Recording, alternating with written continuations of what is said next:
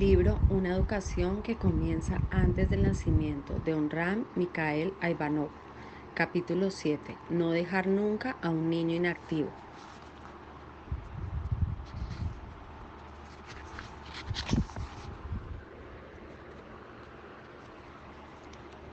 ¿Habéis visto lo orgullosos que se sentían los niños por haber cantado?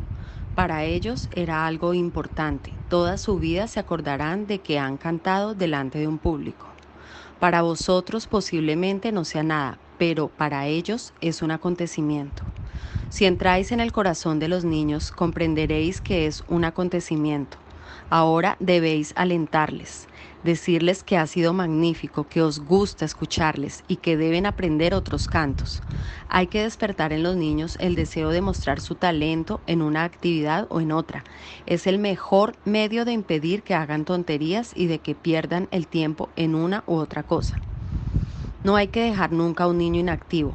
A menudo para pedirle a un niño que se esté tranquilo se le dice, sé bueno, pero ¿por qué confundir el ser bueno con estarse quieto? ¿Acaso el ser bueno consiste en no moverse, en no hacer nada? Que nadie se extrañe si el niño después detesta ser bueno, porque en su cabeza ser bueno es sinónimo de inmovilidad y él es dinámico. Así pues, no hay que pedirle a un niño que se esté quieto, sino darle siempre algo que hacer, tenerle ocupado. Por eso los padres deben aceptar que sus hijos se fatiguen un poco haciendo lo que les piden en la escuela o en otra parte.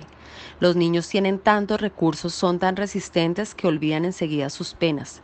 Su carácter se forma con el esfuerzo, y ello debería alegrar a padres y madres.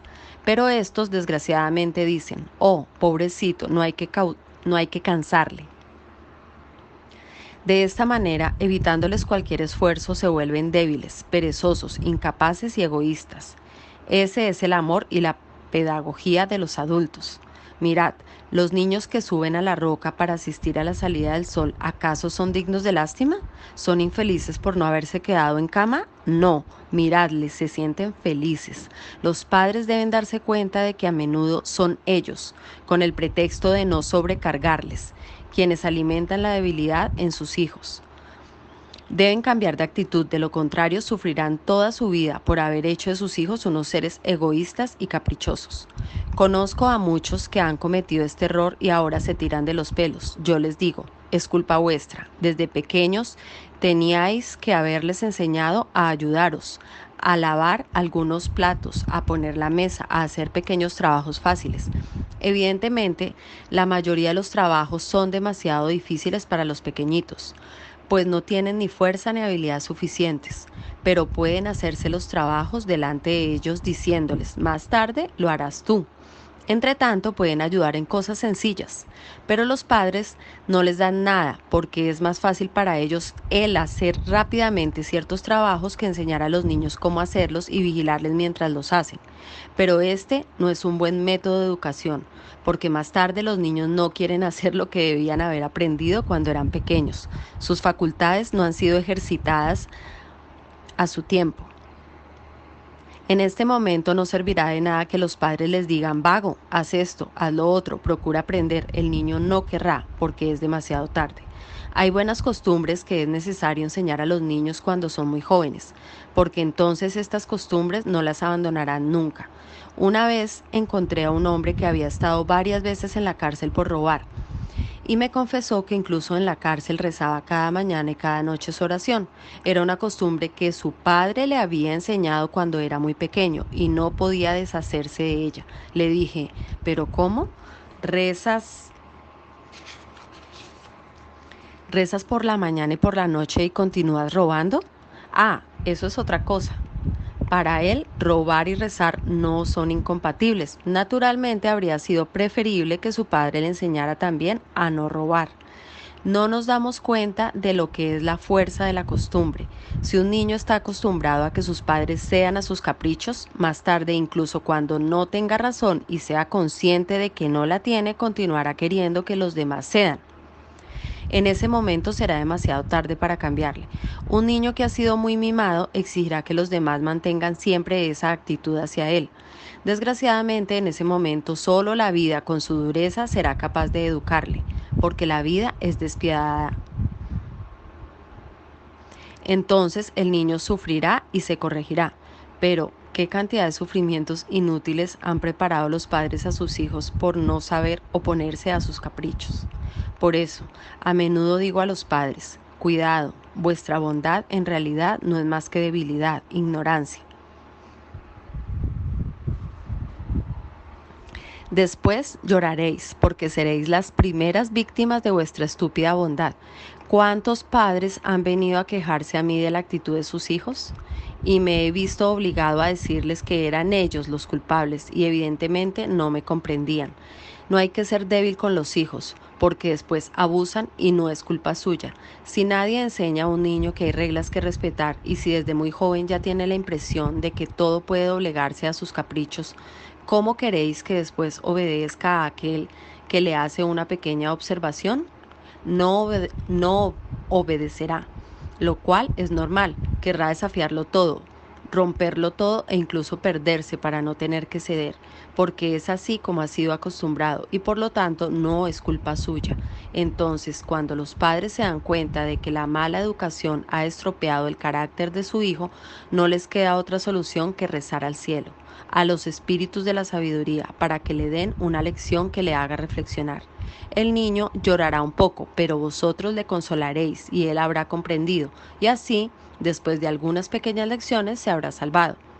He observado y he visto a menudo que es la bondad estúpida la que fomenta los vicios. La bondad es maravillosa, pero a condición de que esté al servicio de la sabiduría.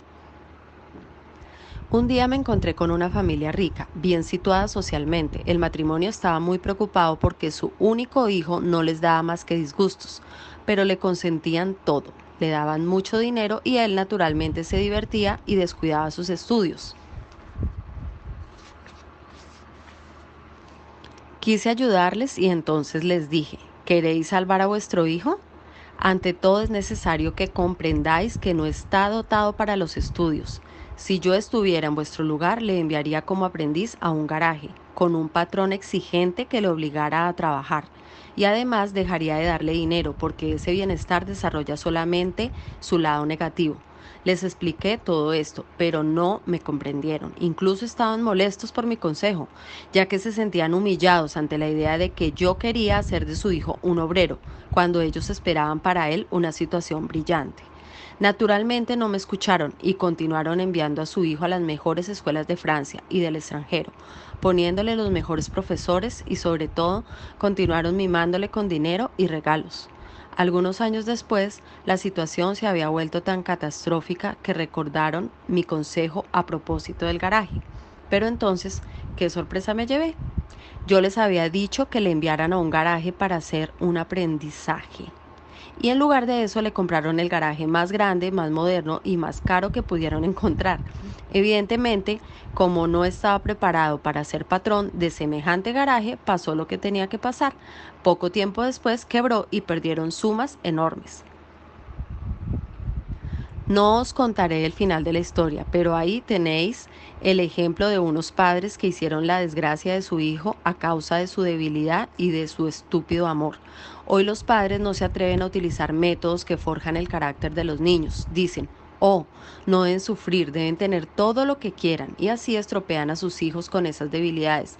Un día no podrán obtener nada de ellos y tendrán frente a sí verdugos que les pisotearán, recibiendo cruentas lecciones por su falta de pedagogía.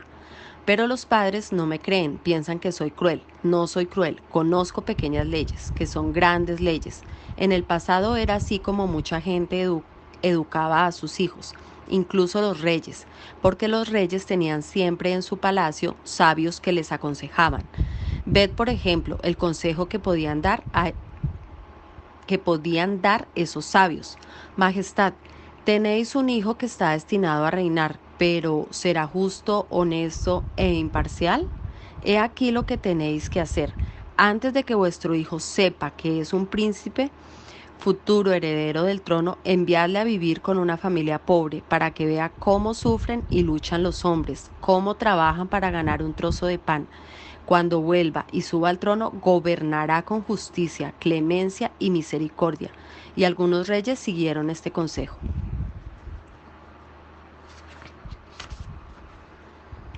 En nuestro tiempo, las familias ricas no quieren enviar a sus hijos con cualquier patrón, en condiciones duras y difíciles, donde incluso pueden recibir algunos golpes. Les enviarán a las grandes ciudades o a Suiza, a los pensionados más famosos, donde se tratarán como príncipes, jugarán al tenis, practicarán el esquí, la natación, y cuando salga de ahí ese hijo querido, le envolverán en algodón. Esa es la pedagogía de la gente rica e inteligente. Por otra parte, un padre que es muy rico no debe mostrarlo a sus hijos, porque entonces contarán con la futura herencia y no harán ningún esfuerzo para trabajar y aprender a desenvolverse solos. Creerán que todos los caprichos y placeres les están permitidos, se volverán perezosos, y esa es la peor educación.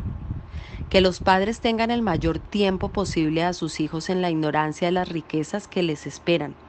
Cuando hayan adquirido la buena costumbre del trabajo, del dominio de sí mismos, entonces sí, los padres podrán hablarles de la fortuna que heredarán más tarde, pero no antes. Por lo demás, eso es lo que hace el Señor con todos nosotros. El Señor es el más grande de los educadores, el mejor pedagogo. No nos enseña enseguida la herencia que nos espera arriba, en los bancos celestes. Y de esta manera, al creernos pobres y miserables, trabajamos, sufrimos y por fin, cuando con gritos y lágrimas llegamos a ser dignos de nuestra herencia, Él nos enseña todos esos tesoros que estaban reservados para nosotros. En ese momento comprendemos la sabiduría del Eterno, que no nos ha revelado nada antes de tiempo. Los iniciados que quieren trabajar como el Señor esconden también muchas cosas a sus discípulos para que éstos se desarrollen perfectamente. Los padres que quieren ver cómo sus hijos asumen más tarde grandes responsabilidades deben darles una educación que les haga conocer las dificultades de la vida, si no, ¿cómo comprenderán las penas de sus obreros, de sus soldados, de sus subordinados? Aquellos que provienen de un medio muy pobre y han ascendido por su trabajo son seres comprensivos e incluso lo son con el sufrimiento de los demás, porque ellos mismos han sufrido, mientras que otros dirán, como la reina María Antonieta, ¿no tienen pan?